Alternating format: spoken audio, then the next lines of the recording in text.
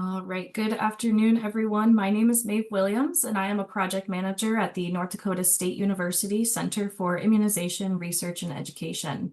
Today, I have the pleasure to introduce Dr. Elizabeth Skoy, who will be presenting this webinar titled Adult Vaccine Conversations, Addressing Common Concerns. Dr. Skoy is a professor at NDSU and the director of the Center for Collaboration and Advancement in Pharmacy, or the CAP Center. As part of her faculty position, she has a community pharmacy practice site where she continues to engage in routine pharmacy patient care. Dr. Skoy has represented the pharmacy profession through various agencies, including the FDA, CDC, and the American Pharmacist Association. Most recently, Dr. Skoy was named to serve on the Advisory Committee on Immunization Practices, or ACIP, work group for adult RSV vaccines. Dr. Skoy, you can begin. Thanks so much, Maeve, and thanks everybody for joining in this webinar today, titled Adult Vaccine Conversations Addressing Common Concerns. So we'll go through some of our housekeeping slides here first. So this is the disclosures if you're seeking CME and or MOC credit, as well as the disclosures if you're seeking pharmacy continuing education credit. And I do not have any relevant financial relationships to disclose today. Okay, Maeve already gave a great introduction, so I'm going to skip over this slide and we'll just talk a little bit overview of what we're going to be discussing today. So the first thing is we're going to identify common questions and concerns adults have about routine and seasonal vaccines. We're going to be covering both of those. We're also going to talk about some communication strategies for discussing adult vaccines with patients and also explaining the role of the healthcare provider in initiating and navigating vaccine-related conversations with adult patients confidently. So here, as I was kind of kick things off here, here's the schedule for adults, the adult vaccine schedule from the CDC. And you're going to notice here that our schedule has really expanded over the last few years. So as where you usually saw, pneumonia, every 10 years, your tetanus, some of those now we're seeing more vaccines being added onto the schedule. And sometimes it can be a little, if you're comparing the adult vaccine schedule potentially to the pediatric vaccine schedule, there can be a little bit more ambiguity sometimes with that because it will be more risk-based sometimes as to the recommendations that you're providing, as well as there's even some shared clinical decision making that can be involved with some of these vaccines. And so we're going to be talking a little bit about some ways to navigate and understand the schedule, as well as to have those conversations with our patients to make some strong recommendations. So to tee this up, I think it's important for us to understand what our patients find valuable when getting a vaccine recommendation. And so if you look at the bar graph here, the blue lines or the blue bar graphs are patients' perspectives, and then the orangish, yellowish are healthcare professionals' perspective. And so when asking healthcare professionals and patients their perspective on what motivates older adults to get vaccinated, there's quite a bit of a discrepancy between what we think as healthcare professionals motivates individuals, as well as the individuals themselves say that motivate them. And so looking at what actually motivates people is really that strong recommendation from the healthcare professional. And also, learning more about the vaccine, but really, the ability to get the vaccine in the healthcare professional's office or, family and friends supporting their decision, and even transportation really isn't that important to them. However, healthcare professionals, sometimes we undermine our opinion and our recommendations healthcare professional or to our patients, as well as sometimes we think that their ability to get that vaccine at the facility that particular day is incredibly important. And really, you're seeing that when you're asking patients, it's not as important as we sometimes think that is. So I think what this really gives us as a good perspective to tee it up is that our recommendation really matters, as well as even if you don't have the vaccine available to you at the clinic, at the pharmacy that particular day, that you still can make that recommendation, and them not necessarily being able to get it that exact same day is always as influential as we might think it is. So overall, our recommendation as healthcare professionals really does matter. We are still the most trusted source of advice and information when it comes to vaccines, despite what we might think and some of the noise that we hear from the media and social media. We still are the number one trusted source for this. And over 83% of patients and caregivers really cite doctors and healthcare professionals and providers as that trusted source of information. So we're still on top, we're still the experts, and we're still who our patients are listening to overall. So, when we're making these recommendations to our patients, there's some communication strategies that we can implement. And really, the best recommendation is to start with a presumptive approach. And so that presumptive approach is not as much of a participatory approach. So we think of a participatory, it's getting the patient's feedback. So how do you think about getting this vaccine today? Or, today it's time for your seasonal influenza vaccine. What are your thoughts about that? Would you think that you want the vaccine? That's more participatory. But a presumptive is a strong recommendation. So that's when we come in and we say, today you're here for your appointment, and it is also time for you to get your seasonal influenza vaccine. I see that you haven't gotten that yet, so we can get that prepared for you right now. So that presumptive approach, assuming that the patient is going to accept the vaccination and go along with vaccination, is the standard that we want to go by. Then, if there is some hesitancy, if the patient, is a little resistant to vaccination or shows some of that hesitancy, then we can go to the next approach, which is that motivational interviewing. And motivational interviewing is more of that patient-centered approach. We're usually asking our patient open-ended question. We're asking permission to provide information. We're listening, active listening, engagement with the conversation, reflecting back to what they're saying, and we're honoring the fact that they may not necessarily agree with our recommendation. And if the patient, despite that motivational interviewing, still declines, we still have to focus on building trust with them. And so we want to maintain that healthy relationship with our patients and tell us that we value their decision. And although we might disagree with it, we're still going to continue to have this conversation and see if there is anything else that we can do in the future to continue to make these vaccine recommendations for them. And I also think that it's important for us as facilities, clinics, hospitals, pharmacies, wherever it is that we're working, public health units, to build that confidence within our own individual people. And so I think it's important that we provide opportunities for those that we work with to learn about vaccines, like those of you that are participating today, which is great. Also discussing any concerns and being educated on how to have those conversations with our patients. With our patients, we want to also create a safe place where our patients feel like they can ask questions and that we can offer our own knowledge to not only our colleagues, but also our patients. And this can really foster a culture of immunization within our own facilities. And so, it kind of starts with us, right? So, we want to enforce those best practices, making sure that we ourselves are also getting vaccinated and encouraging our colleagues to have that conversation with our patients and using that saying, every patient, every encounter. So, every patient, every encounter, ensuring our patients are up to date with their immunizations and making those recommendations. So, we're going to pause just for a moment to do a quick knowledge check. You don't necessarily have to put your answer in the chat or anything like that. We're just going to have you can think about the answer to yourself. So, what is the most effective strategy healthcare professionals can use to motivate older adults to get vaccinated? Option A, a strong recommendation by the healthcare provider. B, provide information on the vaccine preventable disease. C, provide the vaccine during that office visit. Or D, drive them to get their vaccine.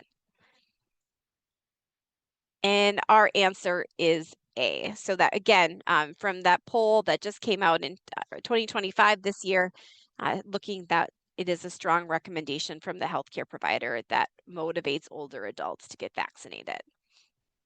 So now we're going to get into some of our more common questions that we sometimes get from adults for vaccination. So the first one is, vaccination after infection shingles.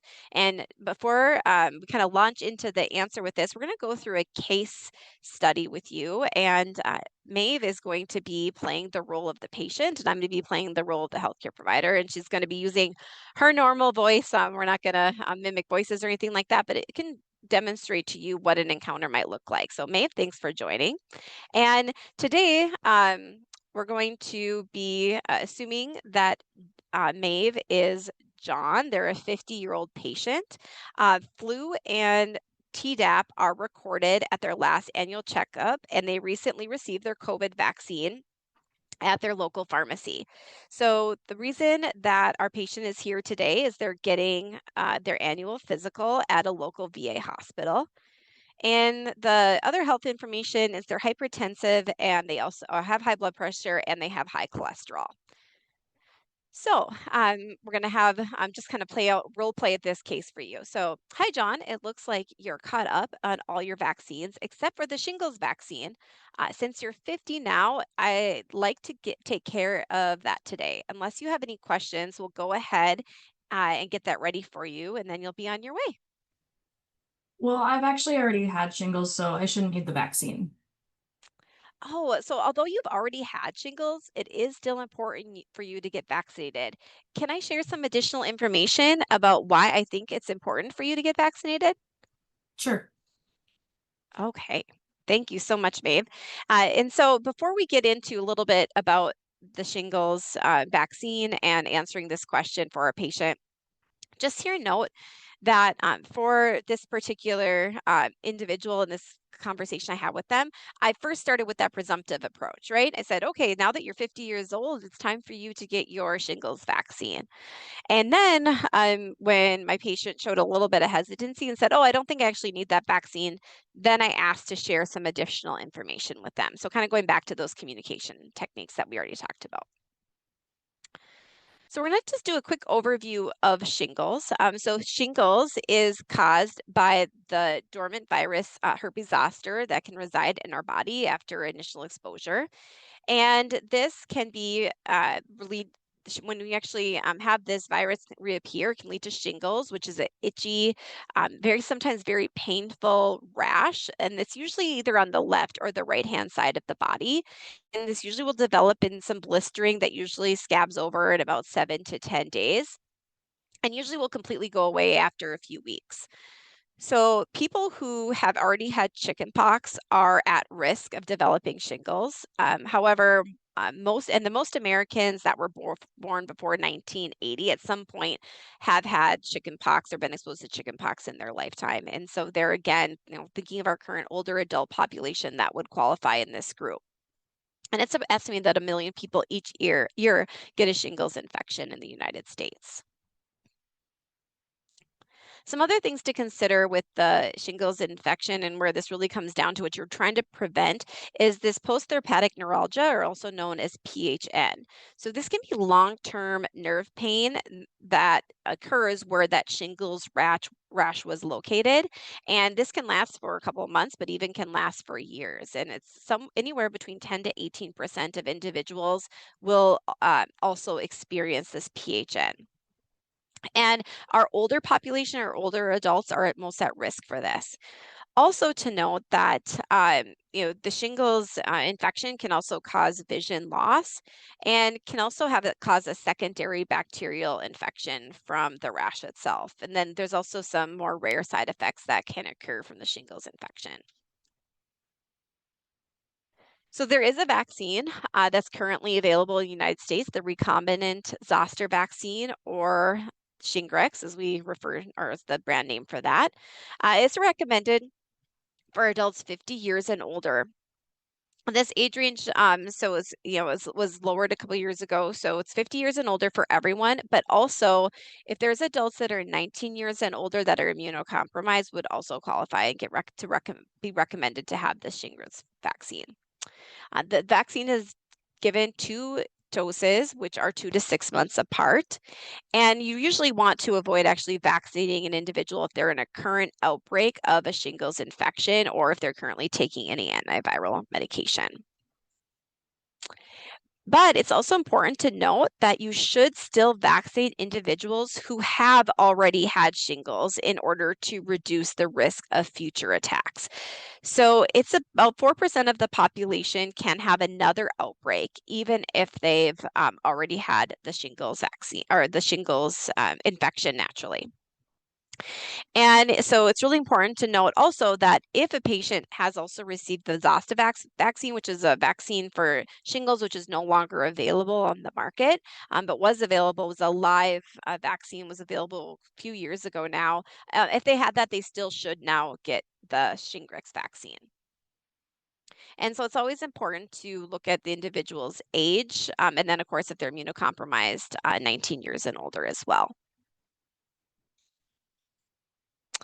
It's also important to note that the shingles vaccine does cause a really strong immune response. And so there can be some side effects with this vaccine. So the patient can have a sore arm, maybe redness and swelling at the injection site. These side effects from the vaccine usually last about only 2 to 3 days and will usually just go away after that. And then it is more common in the younger ages when you provide the vaccine. However, although there are some side effects with the vaccine, so it's important to educate our patients on that. The vaccine is really effective at preventing shingles and PHN. So if you're looking at that adults 50 to 69, we're seeing that 97% for preventing shingles, 91% for PHN. It drops a little bit when we vaccinate individuals 70 and older, but still a really high effectiveness for the vaccine. And then for those that have a weakened immune system, it varies depending on the condition of their current immune system, because as we know, immunocompromise can really vary from one individual to another, but still effective at preventing shingles as well as PHN. So we're going to go back to our, okay, so now I've provided some information to you that you could provide to your patient. We're going to go back. So I've asked permission, if you kind of think back to a couple slides ago, I asked permission to provide some information to my patient. So now we'll continue with that. So the shingles vaccine can prevent future reoccurrences of shingles. 2 doses of the Shingrix vaccine given to adults 50 to 69 years old have been found to be 97% effective at preventing shingles and 91% effective at preventing the most common complications of shingles, that post-therapeutic neuralgia or long-term nerve pain, as we sometimes refer to it. So getting vaccinated is the best way to protect you from developing shingles again and in the future. Do you have any questions about that? No, that makes sense. I don't want to get shingles again. That was really brutal. If you think it's a good idea, I'll go ahead and get it. Yes, I highly recommend the shingles vaccine to all of my eligible patients, and I think you're making a great choice for your health. So I'll go ahead and get that ready. So as you see there, I'd asked permission to provide some education. I did that, and then asked, if they had any questions on that and their thoughts about getting vaccinated, and it ended up in the patient getting vaccinated. So now we're going to go into another knowledge check. And again, you don't necessarily have to answer, but just kind of thinking to yourself. So true or false, adults who have already had shingles do not need to receive the shingles vaccine. And again, that is false. So again, even if someone has had shingles, they are still recommended to receive the shingles vaccine to help prevent future occurrences. All right, so now we're going to go into another topic that comes up a lot in conversations with patients, and that's approved versus recommended. And we're going to talk about specifically, we've seen this within the last year with the RSV vaccine. So we're going to just launch right away into another case, our second case here. So this case is for a 55-year-old patient, and they have no history of risk factors, and they're caught up with their immunizations. They've already received their seasonal influenza and COVID vaccine. And this particular patient, though, does stay home with their 3-month-old grandson sometimes. So with that, we're going to launch into this and I think we're starting off with our patient today. So go ahead. Hey, before I forget, I wanted to ask about the RSV vaccine. I heard the FDA approved one for adults over 50, and I've been thinking about getting it. Sure, I'm glad you brought it up. What have you been thinking about?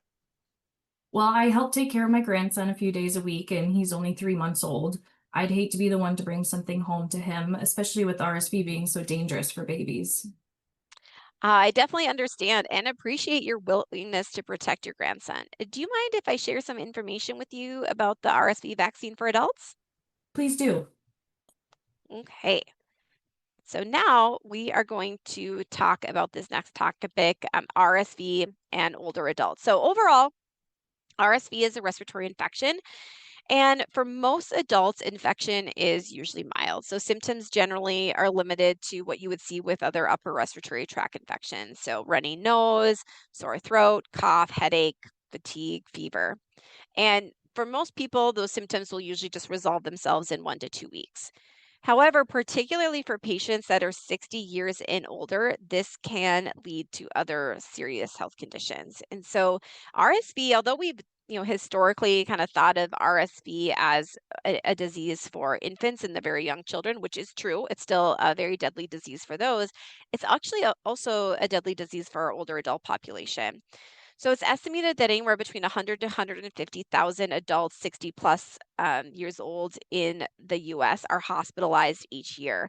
And it's also thought that this number could potentially be even underreported because vaccine or not vaccine, screening for RSV isn't always commonly done routinely. And so it's estimated that the number of infections could potentially even be higher than that.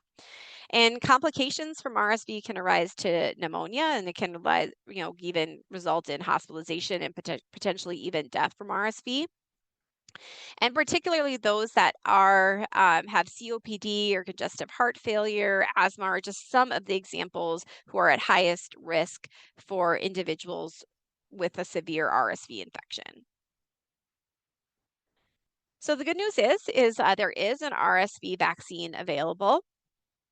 And it is recommended currently by the ACIP for all adults ages 75 and older. And so that's just kind of a blanket recommendation. So everyone 75 and older should receive 1 dose of RSV vaccine. But it's also recommended for adults 60 to 74 who are at risk for severe RSV disease. And so that's not that blanket recommendation, right? We're thinking of 75, everyone 75, but only for particular adults 60 to 74. And we're going to see that here. And so risk factors associated are listed here. So anyone with like chronic lung disease, cardiovascular disease, liver disease, progressive neuromuscular and neurological conditions, hematologic conditions, end-stage regional or renal disease, that's particularly, or if they're dependent on dialysis, are at high risk. Diabetes mellitus with end organ damage, or those that require insulin or SGLT2 inhibitors. So again, you're not looking at everyone that has diabetes, but those that are, more complicated cases. Moderate, severe immunocompromised, and then severe obesity with a greater BMI, and anyone that is residing in a nursing home. And that's not a nursing home means like a skilled care facility. That's not necessarily like a retirement community. It's actually more of a skilled nursing facility. And so that is the current recommendation from the ACIP. Now, there is a very important asterisk at the bottom of this slide that I do need to bring attention to. So in April of 2025, so a little less than a month ago, the ACIP did meet, and they have expanded the recommendation from 60 to 74 down to 50. So 50 and also 50 to 59 that are at an increased risk for severe disease. However, although the ACIP has recommended this, it has not yet been fully adopted by the CDC. So at this time, it's not been fully adopted, so we're not implementing that quite yet. But at any time, that could change, where we're decreasing that age down to 50. But I do think it's important to note because we're going to see some FDA approved uses that sometimes differ from the ACIP recommendation. So if you're looking, so if you look here, so at the very top row, you have the FDA approved uses. And so we have 60 plus for everybody, and then ages 50 to 59 approved for GSK with increased risk, and then Pfizer goes down 18 to 59 with increased risk. Okay, and then you have Moderna. That's still at 60 plus, although they are looking to seek application to lower their age threshold as well as approved from the FDA. So sometimes what's approved by the FDA does differ from the ACIP. And so you're looking here, the ACIP recommendations do differ that from what's been approved by the FDA. So sometimes you'll hear, this vaccine has been approved. Yes, it's been approved by the FDA, but that doesn't necessarily mean that that's been what's recommended by the ACIP and CDC for implication. Also, looking at just overall, it's good to also note the effectiveness of these vaccines. So the RSV vaccine is, effective at reducing emergency department visits and hospitalizations. Particularly, we've seen that with the GSK and the Pfizer vaccine, the Rexv and Abrysvo. The Moderna's Mrezvio vaccine, they did their studies a little bit differently, and so they looked more at lower respiratory tract signs, symptoms, as well as acute respiratory disease, but still effective at preventing those as well. And right now, the length of protection is not known. So studies are kind of ongoing with that, but we are seeing at least 18 months to a couple of years currently for length of protection from the vaccines. So, also important to note that it has, has come that there is some risk of GBS or Guillain-Barré syndrome with the RSV vaccine, particularly we've seen with some risk with the Abrysvo vaccine as well as the Rexv vaccine. And when you're looking at that, though, it's also important to note that there's 0 to potentially 18 cases of GBS per a million people vaccinated. So if that means if you vaccinate a million people, you could have up to 18 of these cases. But then if you're also looking, though, at the incident of prevention of hospitalizations, ICU, and then deaths, it has been determined that the benefits of vaccine far outweigh the risk of potential GBS. And you're really especially seeing that you're looking at this age group, that's 75 plus, the number of prevention of hospitalizations, ICU admissions and deaths, and also same with that 60 to 74. Goes down a little bit with 50 to 59, but still is seeing some really good protection there. So again, benefits of vaccine really do outweigh those risks of GBS currently from the data that we have.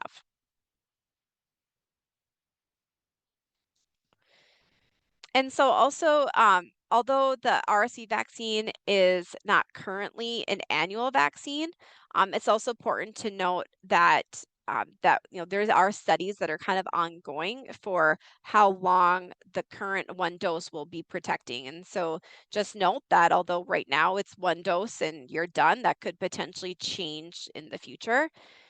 But sometimes people think that since this is a respiratory vaccine to prevent a respiratory tract infection, that it's a seasonal, right? So, COVID usually get it annually, influenza annually. And so people sometimes think, well, I need to have an RSV vaccine annually. And just remember that it's only a one-time dose at this time for RSV prevention. So now we will move on to our case. So we've already started this conversation. So right now, the RSV vaccine is recommended for adults 75 and older and adults 60 to 74 at increased risk of severe RSV.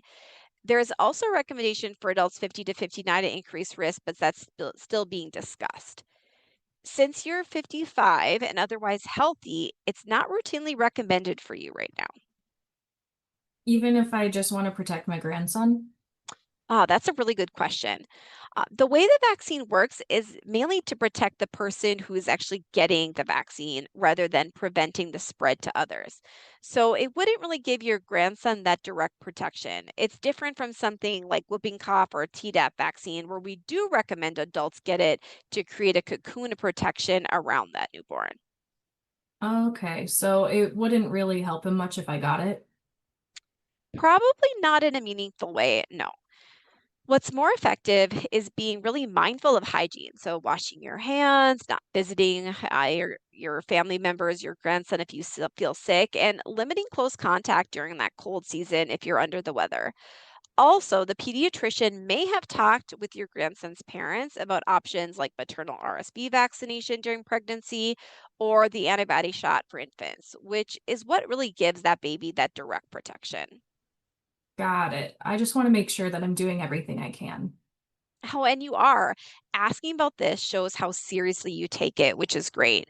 If guidelines ever change or if you develop any health conditions that put you at a higher risk, we can definitely revisit it then. Sounds good. Thanks for explaining all of that. It can get so confusing.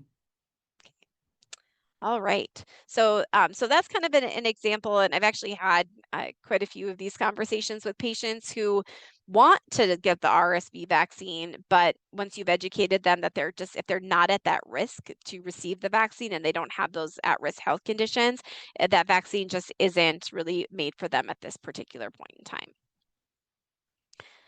All right, so now we're going to talk about shared clinical decision making and particularly focusing on the HPV vaccine.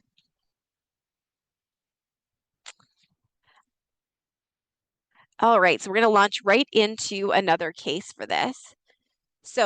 This patient is 29 years old, and per their records, they've never received the HPV vaccine. And we also found out from our visit with them that they've had a change in relationship and they have recently broken up with their boyfriend that they've had since high school. So, okay, it looks like you're up to date on most of your vaccines. Since we discussed your change in relationship status, I want to ask, have you ever had the HPV vaccine? No, I don't think I did. I was with my high school boyfriend for so long and it just never really came up. Oh, that's good to know. And thank you for sharing that. We usually give it to those in their teens or early 20s, but for adults ages 27 to 45, like yourself, we could still consider it based on your individual risk and your preferences. Okay, is it still worth getting it now? So before we get to this case, we're going to provide a little information on the HPV vaccine for adults. So, sharing clinical decision making, or what has sometimes we called SCDM, is recommended for adults 27 to 45 who have not received the HPV vaccine. So, we're talking again about individuals who had not been previously vaccinated that are in this age group. It's also important to note that this is not a vaccination that needs to be discussed routinely with all adults in this age group. HPV vaccination prevents new HPV infection, and it's not used to treat like an actual current HPV infection or disease. So vaccine effectiveness is the highest in people who have either never had sex or most adults who have had sex but with the same person and haven't had any changes in exposure to HPV. So those adults with those fewer risk factors, again, either had no previous sexual partners or very few previous sexual partners, might not have been infected with HPV, but if they have a change in their relationship status or change in their circumstances, meaning that they might have you know different or new sexual partners in the future, they could potentially be a candidate for the HPV vaccine. So we are going to review back to our case with our patient. All right, so it can be the vaccine protects against certain strains of HPV that cause cervical cancer and genital warts. It works best before someone's exposed to the virus, but even if you've been sexually active, it may still offer protection against types that you have not yet encountered. Since you're newly single, if you think that you might be dating or starting new relationships in the future, the vaccine could give you some added protection going forward.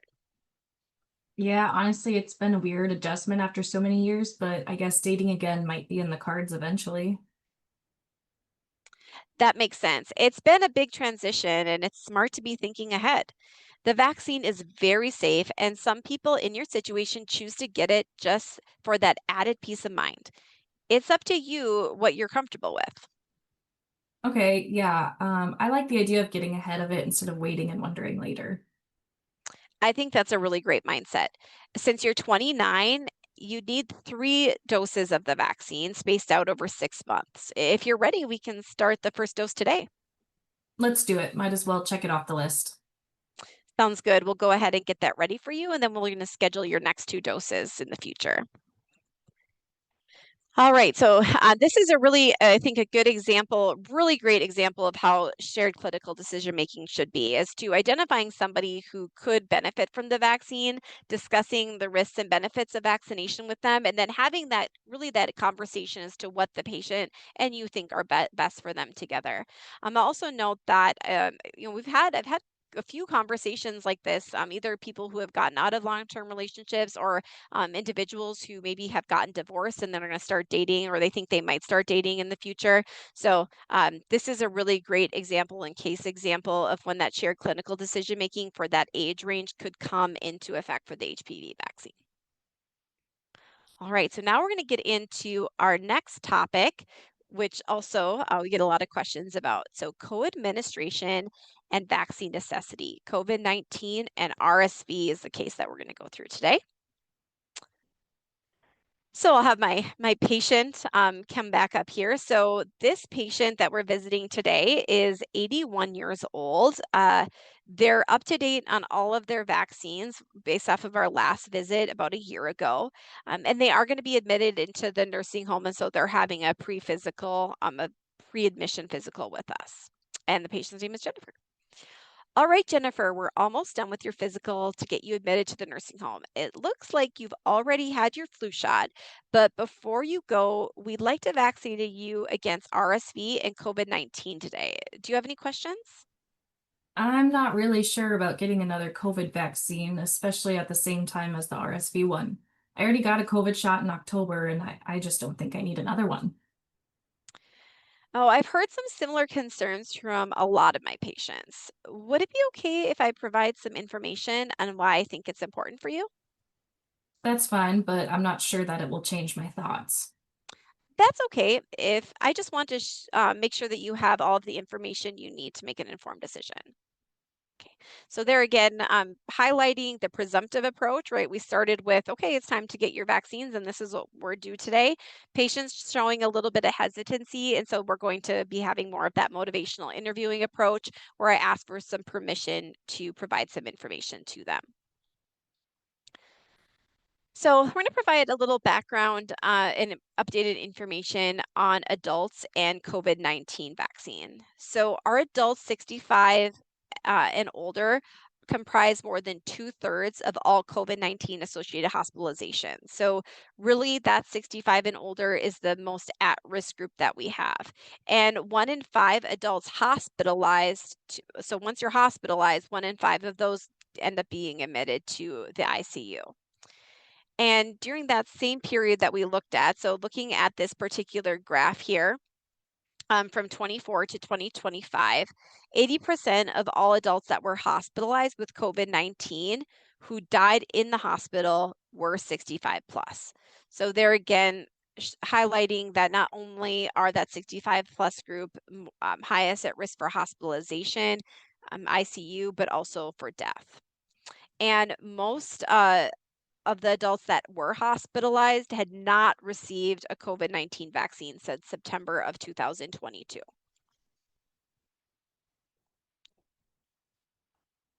So looking also at some additional information. So this is COVID-19 deaths by age from January 2020 to February 2025.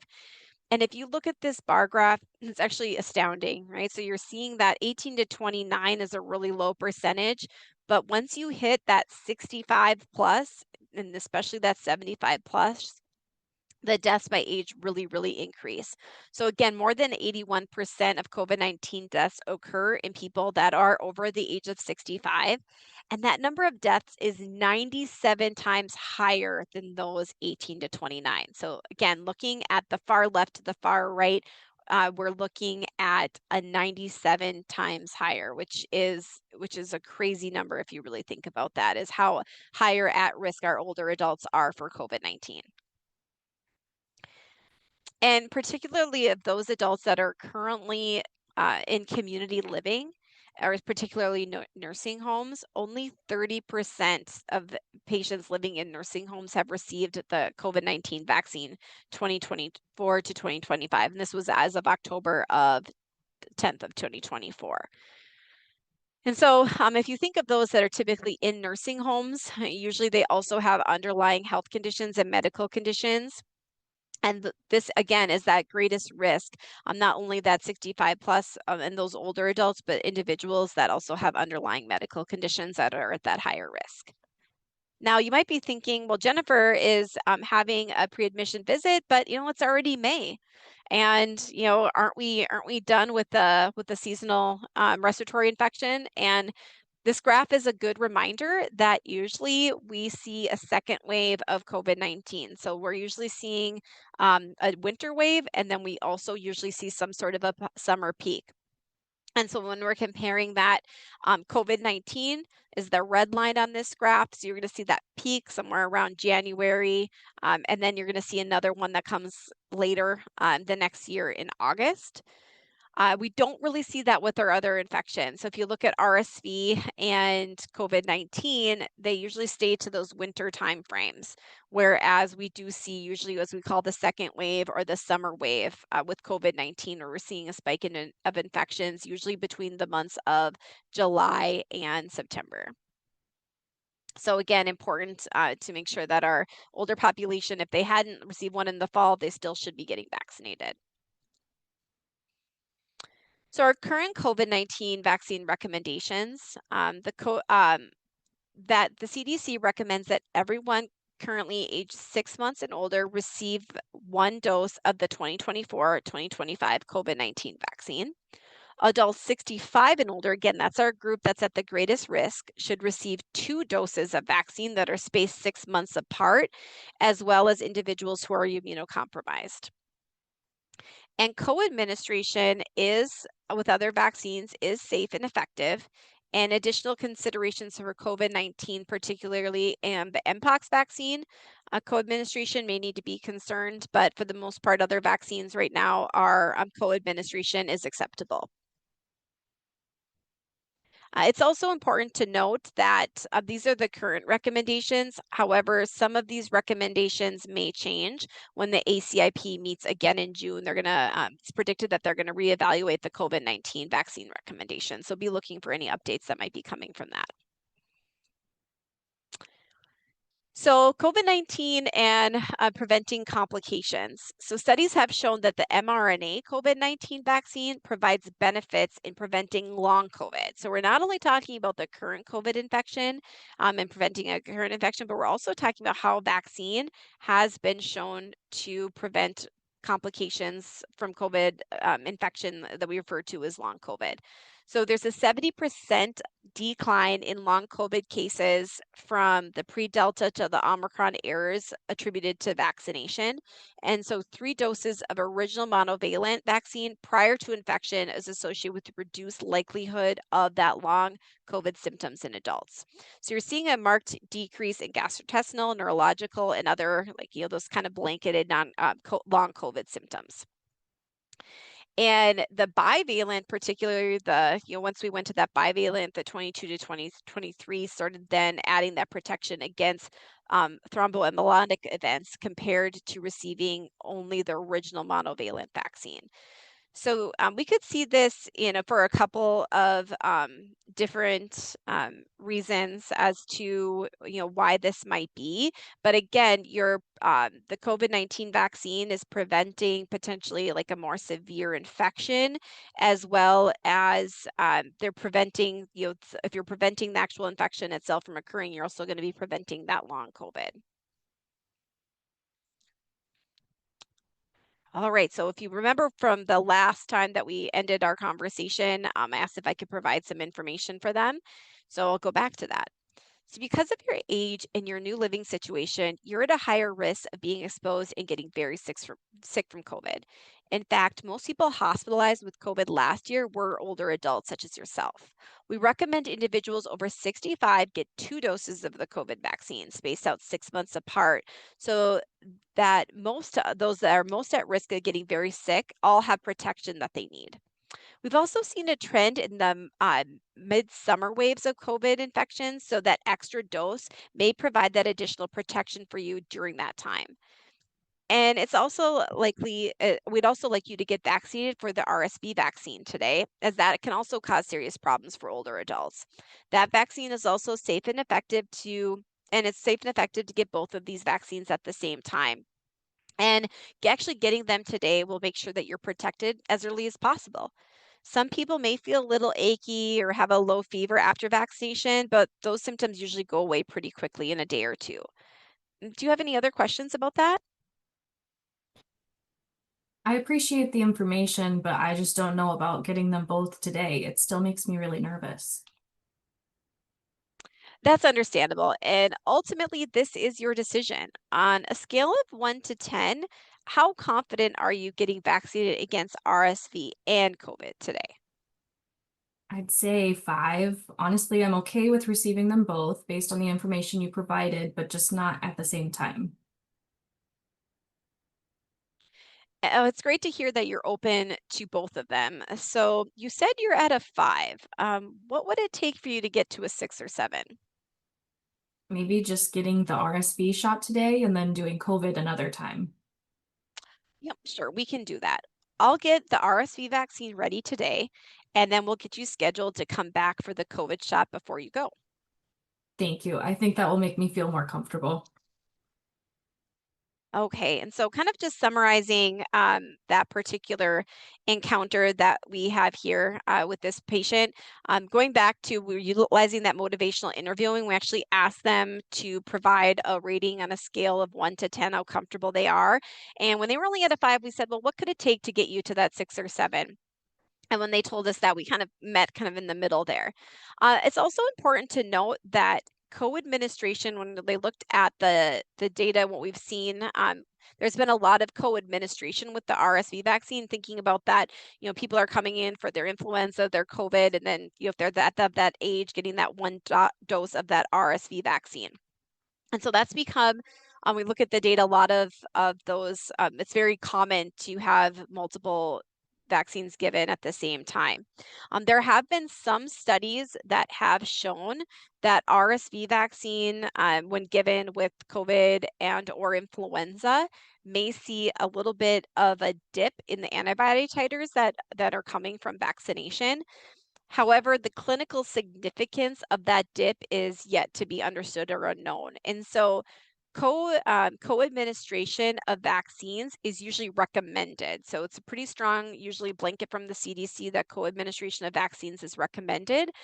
With RSV vaccine and co-administration, the terminology they're currently using is acceptable. So it is acceptable. However, if you have a patient that so this individual wants them separate, and or if you have a patient that is going to be coming back in, they're regularly in the pharmacy or they're regularly in the clinic, and they're going to come in and get that dose, then it is also acceptable to space those two vaccines out. So things to kind of consider as to when to recommend having co-administration, or allowing those patients, or I shouldn't say allowing, but being a little bit more comfortable, I would say, with separating those out, are if they're up to date with their other vaccinations, again, how frequently and easily they can get to you to get the other ones, and feasibility of that happening, and also looking at their risk for disease. If this individual is going to be going into a nursing home shortly, which is going to put them a little bit more at risk, but again, if they're, it's going to make them more comfortable for having those spaced out, and we know we can get them those vaccines, that's perfectly acceptable as well. All right, so now we're going to be getting to our last topic today, which is necessity and effectiveness of flu vaccine. So as usual, we're going to start off with a case. So this is Mark, and Mark is a 40-year-old patient that's coming to the pharmacy today. So hi again, Mark. Looks like we've got your blood pressure and cholesterol medications ready. While you're here, just a quick reminder that we're offering flu shots here at the pharmacy. Yeah, I think I'll skip that this year. Okay, out of curiosity, do you mind if I ask why? Well, honestly, every time I've gotten the flu shot, I've still ended up getting sick that same season. Just seems like it doesn't make much of a difference for me. I understand why it can feel like that sometimes. Do you mind if I share some more information about the flu shot and why I'm recommending it for you? I guess. Okay, so now we're going to jump into prepare that information for Mark and give you some background information on that. So looking again at our cumulative rates of respiratory viruses that are associated by hospitalization by age group. So we're seeing here cumulative respiratory rates associated with hospitalizations. This is all 18 and plus. And this was from 2024 October, so last October through April of 2025. You're seeing that overall, quite a big, cumulative. There's that these infections are associated with a significant number of hospitalizations.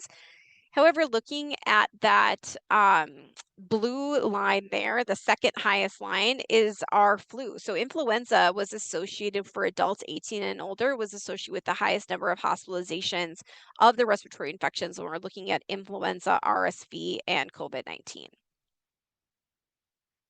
And also looking at the rates of those viruses that are associated with hospitalizations by age group. So again, that, 18 to 49, you're seeing depending upon the year. So a little bit higher with COVID, but that's gone down. COVID's actually gone down a little bit, and we've seen that influenza kind of creeping back up. And then again, but then when we talk about our older adults, that COVID-19 is going to be a little bit higher than that influenza and that RSV when we're talking about our older adult population. Also important just to note that there's other things that, besides the respiratory infection itself of influenza, there's also other potential complications that are associated with influenza. And this is a study that was published, in 2024. So it's a more recent study that's actually looking at cardiovascular events associated with an influenza infection.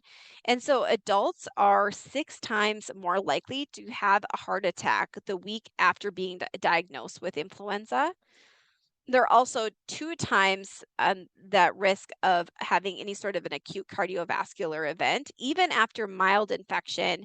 And 12% of adults with influenza or that have had flu also have an acute cardiac event. And of those, 30% were admitted to the ICU and 7% died.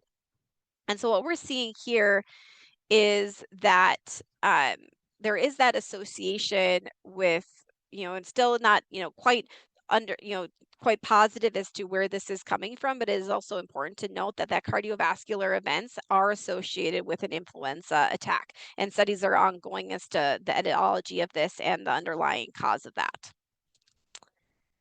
So also for influenza in adults, this is, I think, a really good reminder that, it's although that we typically think about the influenza vaccine, it's usually our children and our older adults that are the most vulnerable from complications overall. When we see those years that have the most severe form of influenza, that it's usually those years that have the most infectious strains, such as those that were seen in the 1918 world pandemic. It's actually the young and healthy adults that are most highly affected with that are it's deadly for those individuals. And so most cases, death was associated with severe flu strains. When we're talking about those again, those severe flu strains, it's usually seen in our younger adults that are otherwise usually healthy. So I think that's important to note that although when we talk about blanket, it's usually the young and usually the old, but there are those times when we have those really virulent strains that those are the times that our young healthy adults are the most affected. And we also know that that our influenza and our vaccines work. So when those that have received a flu vaccine usually have a 26% decreased risk of heart attacks, 33% decreased risk of cardiovascular deaths, and 82% decrease in risk of ICU admission. So again, those the benefits sometimes are more than just preventing particular, just, that acute respiratory infection that we sometimes just think of as the flu. So we'll go back to our case now. All right, so the flu shot isn't a perfect shield, but it does reduce how severe the illness can get. Even if you still catch the virus, you're less likely to end up with complications or miss as much work. Yeah, but it feels like whenever I don't get the shot, I either don't catch the flu or it's super mild. I honestly think I get the flu from the shot itself. That's definitely a common concern, and it can be frustrating when it feels like you're doing the right thing and still end up getting sick. I can assure you, though, that the flu shot cannot make you sick, since the shot contains a killed or weakened version of the virus that can't cause infection. There are some common side effects from the vaccine, like muscle aches, fever, headache, or fatigue, that sometimes can make it feel like the shot made you sick. I also do think that it's worth it to prevent severe influenza and reduce the spread of flu as much as we can. I don't know. I'm not anti-vax or anything, but I just don't see myself getting sick enough to the point that would make the shot worth it. It's definitely your call. I know the flu doesn't seem so bad, but I've heard of some really sad cases of perfectly healthy individuals who have gotten very ill from the flu. It also helps protect people around you, like older family or kids or anyone that might have a weakened immune system. I'm not here to pressure you, but I do want to make sure that all of your concerns are being addressed before you make a decision. I appreciate that. I think I'm just gonna stick with my meds today, but I'll be back if I change my mind. Of course, always feel free to stop by or call with any questions. And so, there again, this is an example of where the individual did not take our recommendation, but we still maintained that relationship and that positive relationship with them, and, kind of opening up that door for potential future discussions with them. All right. And so for our last knowledge check question, we are going to have a select all that apply. So which of the following vaccines are recommended for adults annually? A, shingles, B, RSV, C, COVID-19, and D, influenza. Again, you don't have to put anything in the chat or answer anything, but we'll just, if you want to think about that answer. And then, of course, C and D are the answer. So COVID-19, influenza. Right now, the shingles again is that 2-dose series, and then RSV is just that 1 dose at this time. Wonderful. Thank you, Dr. Skoy, for that incredible presentation. We did have one question in the chat that I thought would be really great to address here. Um, so let's see. So if we had an adult age 55 who was at high risk for RSV, would you still give them the RSV vaccine now, even though the ACIP recommendations have not been accepted by the CDC yet? Yeah, that's a really great question. So, just note that when a vaccine has been approved, so as long as it's been approved by the FDA, you're not giving a vaccination off label. But just note that if it has not yet been implemented or accepted by the CDC, your biggest issue will be the insurance or the reimbursement for that. So it would be a good idea to check with the individual's insurance, because the vaccines themselves can be quite costly, to see if they can either cover that vaccine or if their insurance could provide for it. So they're again noting that the vaccine is available and it's approved by the FDA, meaning that you could technically, it's still on label by FDA standard to give the vaccine, but until it's actually approved and implemented by the CDC, there usually is not coverage from the individual's insurance companies to pay for the vaccine. So that's a great question. I get that a lot. Awesome. And I know we're over time, but uh, if anybody's willing to stay, I just think this is kind of a great wrap-up question here. So, vaccine hesitancy is growing every day. Any additional recommendations or tips for practice that you have? Yeah, I think the more we talk about vaccines and the more we have it as part of our routine encounters with our patients, the better.